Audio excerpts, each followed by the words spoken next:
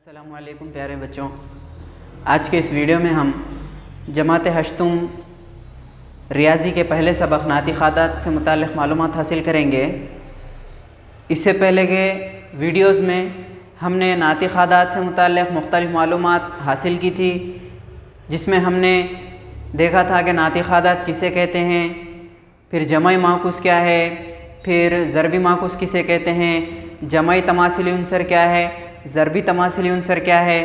इन तमाम चीज़ों को हमने देखा था। इसके साथ साथ हमने नातिखादात की मुख्तलिफ़ खुसूसियात जैसे बंदिशी ख़ासियत, तख़लीबी ख़ासियत, तलाज़िमी ख़ासियत, इसके अलावा अमल जमा पर अमल ज़रब के तहत तक़सीमी ख़ासियत, इन तमाम चीज़ों का हमने मुताला किया था। इस वीडियो में हम मश्क़ नंबर 1.1 के चंद सवालात को हल करने की कोशिश करेंगे। तो सबसे पहला सवाल है, मंदरजा झेल मिसालों में ख़ासियत की निशानदही करते हुए उनके नाम बतलाइए।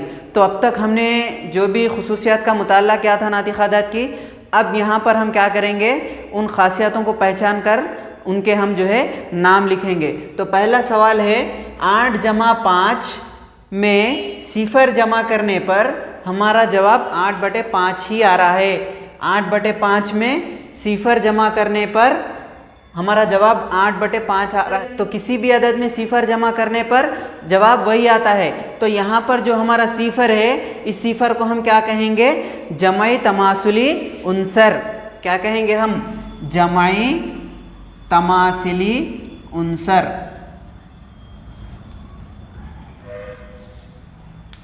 तो ये जो ख़ासियत हम इस्तेमाल करें यहाँ पर, ये ख़ासियत क्या हुई हमारी, जमाई तमासिली ख़ासियत। ठीक है, जमाई तमासिली उनसर, या फिर हम इसको जमाई इकाई भी कह सकते हैं। चलिए अगला सवाल है, 3/7 ज़रब 1।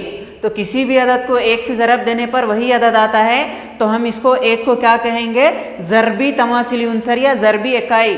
दो में से आप कुछ भी बोल सकते हैं। तो ये हमारी कौन सी खुसूसियत होगी, ये हमारी ज़रबी इकाई, क्योंकि हम 1 से ज़रब दे रहे हैं और एक क्या है, ज़रबी तमासिली उनसर या फिर ज़रबी इकाई। ठीक है ना, किसी भी अदद को 1 से ज़रब देने पर वही अदद हासिल होता है हमको। उसके बाद यहाँ पर ये सवाल देखिए, 2 खौस में 3/5 जमा 1/2। यहाँ पर 2 बाहर है और 3/5 जमा 1/2 ब्रैकेट में है, यानी ये 2 इसके साथ भी ज़रब में है और 2 इसके साथ भी ज़रब में है। तो यहाँ पर इसी को फैला कर लिखा गया, 2 जो है 3/5 के साथ एक बार ज़रब में है, फिर यहाँ पर जमा 2 जो है 1/2 के साथ भी जो है ज़रब में है। तो इस ख़ासियत को हम क्या कहेंगे, इस ख़ासियत को हम कहेंगे अमल जमा पर अमल ज़रब के तहत तक़सीमी ख़ासियत। हम इसको शॉर्ट फॉर्म में यहाँ पर तक़सीमी ख़ासियत लिखेंगे। ठीक है, क्या लिख रहे हैं हम यहाँ पर, तक़सीमी ख़ासियत, अमल जमा पर अमल ज़रब के तहत तक़सीमी ख़ासियत, जिसका मुताला हमने ऑलरेडी पिछली जमातों में क्या था। देखिए इसको, ए दोनों के साथ ज़रब में है, ए खौस में बी जमा सी। इसका मतलब क्या हो रहा है, ए के साथ, ए बी के साथ भी ज़रब में है, फिर बीच में जमा है और ए सी के साथ भी ज़रब में है। इसी को हम कहेंगे अमल जमा पर अमल ज़रब के तहत तक़सीमी ख़ासियत। चलिए उसके बाद चौथा सवाल है, -2/5 ज़रब 1 मसावी है -2/5। तो सेम अभी जो हम सवाल ये हल करे थे वही सवाल है, 1 से ज़रब देने पर जो अदद से ज़रब दे रहे वही अदद आ रहा हमारा। तो ये भी हमारी क्या होगी, ज़रबी इकाई। कौन सी खुसूसियत है ये, ज़रबी इकाई। चलिए उसके बाद अगला सवाल देखेंगे हम, 2/5 जमा 1/3 मसावी है 1/3 जमा 2/5। देखिए सिर्फ क्या हो रहा है यहाँ पर, 2/5 जमा 1/3 है, तो इसको सिर्फ इसकी जो है जगह को तब्दील कर दिया गया। ये 2/5 पहले था, यहाँ पर बाद में लिखा गया, यहाँ पर 1/3 बाद में था, यहाँ पर पहले लिखा गया। तो यहाँ पर सिर्फ जो है जमा किया गया और इस जानिब जो है जो आदात थे उनको बाहमी तब्दील कर दिया गया। तो हमारा जवाब जो है, जवाब में कोई तब्दीली नहीं आती, दोनों मसावी होंगे। तो इस खासियत को हम कहेंगे तख़लीबी ख़ासियत। क्या कहेंगे इस खासियत को हम, तख़लीबी ख़ासियत। क्या बताती है हमको, ए जमा बी मसावी है बी जमा ए। इनकी जगहों को बाम तब्दील करने पर जवाब में कोई तब्दीली नहीं आएगी। उसके बाद अगला सवाल देखिए, 5/2 ज़रब 3/7 मसावी है 15/14। यहाँ पर हम देखेंगे दो नातिक अदद है, दो नातिक अदद को ज़रब दिए, हमारा जवाब भी नातिक अदद आ रहा, तो हम इसको इस खासियत को कहेंगे बंदिशी खासियत। कौन सी खासियत कहेंगे हम इसको? बंदिशी खासियत बलिहाज़े ज़रब। देखिए ज़रब के लिहाज से बंदिशी खासियत बलिहाज़े ज़रब। एक नातिक अदद है, दूसरे नातिक अदद से ज़रब देने पर हमारा जवाब भी नातिक अदद आ रहा, तब हम कहेंगे कि ये जो है बंदिशी खासियत बलिहाज़े ज़रब है। ठीक है ना। उसके बाद देखिए 7a में क्या जमा कर रहे हैं हम? -7a जमा कर रहे हैं, तो जवाब हमारा 0 आ रहा। अगर किसी भी अदद में एक ऐसे अदद को जमा किया जाए कि हमारा जवाब 0 आए, तो हम उस अदद को क्या कहेंगे? जमाई माकूस। यहाँ पर 7a में -7a जमा कर रहे हैं, तो हमारा जवाब 0 आ रहा, तो हम कहेंगे ये कौन सी खासियत है? ये जमाई माकूस।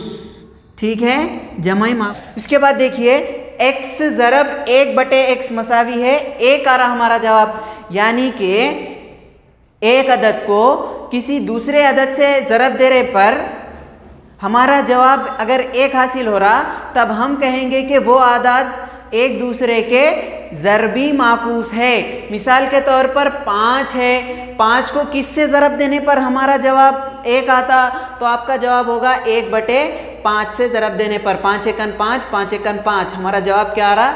1। यानी कि ये 5 का ज़रबी माकूस क्या हो गया? 1/5। तो उसी तरीके से यहाँ पर दो ज़रबी माकूस को ज़रब देने पर हमारा जवाब क्या आ रहा? 1 आ रहा, तो हम कहेंगे ये कौन सी इकाई है, ये कौन सी खुसूसियत है? ये है ज़रबी माकूस। ठीक है ना, ज़रबी माकूस। उसके बाद अगला सवाल है 2 ज़रब x जमा 2 ज़रब 6।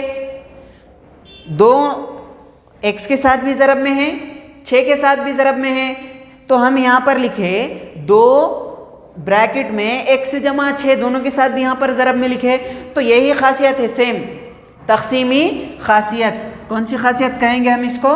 तक़सीमी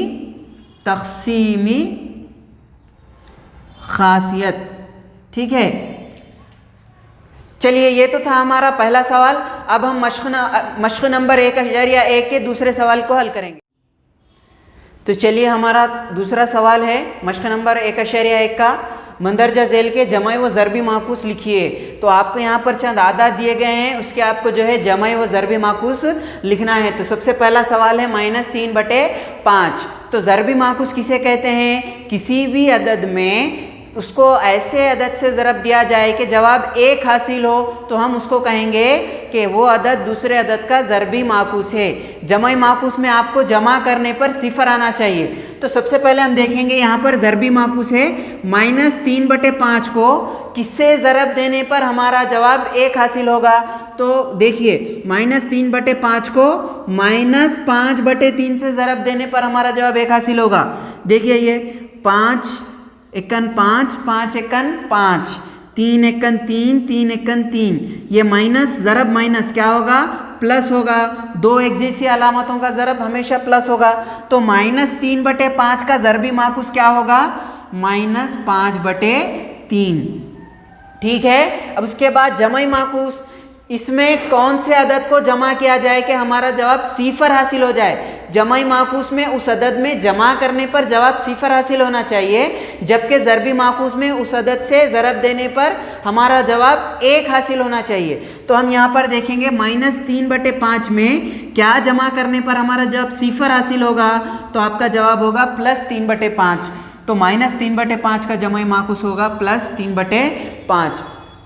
उसी तरीके से एक को किससे ज़रब दिया जाए कि हमारा जवाब 1 हासिल हो? तो 1 को 1 से ही ज़रब देने पर हमारा जवाब 1 हासिल होगा। तो 1 का ज़रबी माकूस क्या है? 1 ही है। उसके बाद जमाई माकूस, 1 में क्या जमा करने पर हमारा जवाब 0 हासिल होगा?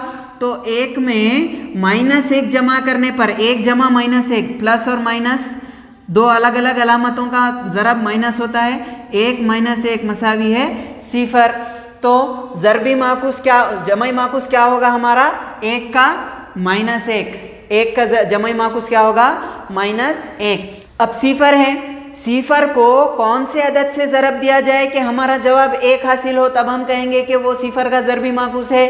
तो सिफर को किसी भी अदद से ज़रब देने पर हमारा जवाब 1 हासिल नहीं होता, तब हम कहेंगे कि सिफर का ज़रबी माकूस वजूद नहीं रखता। ठीक है ना, वजूद नहीं रखता। चलिए उसके बाद जमाई माकूस। अब सिफर में क्या जमा किया जाए कि हमारा जवाब सिफर हासिल हो, तो सिफर में सिफर को ही जमा करने पर हमारा जवाब सिफर हासिल होगा, तब हम कहेंगे कि सिफर का जमाई माकूस क्या है, सिफर ही है। सिफर का ज़रबी माकूस वजूद नहीं रखता, जबकि सिफर का जमाई माकूस सिफर ही होता है। उसके बाद 7/9, 7/9 को किससे ज़रब दिया जाए कि हमारा जवाब 1 हासिल हो, तब हम कहेंगे कि वो 7/9 का ज़रबी माकूस है।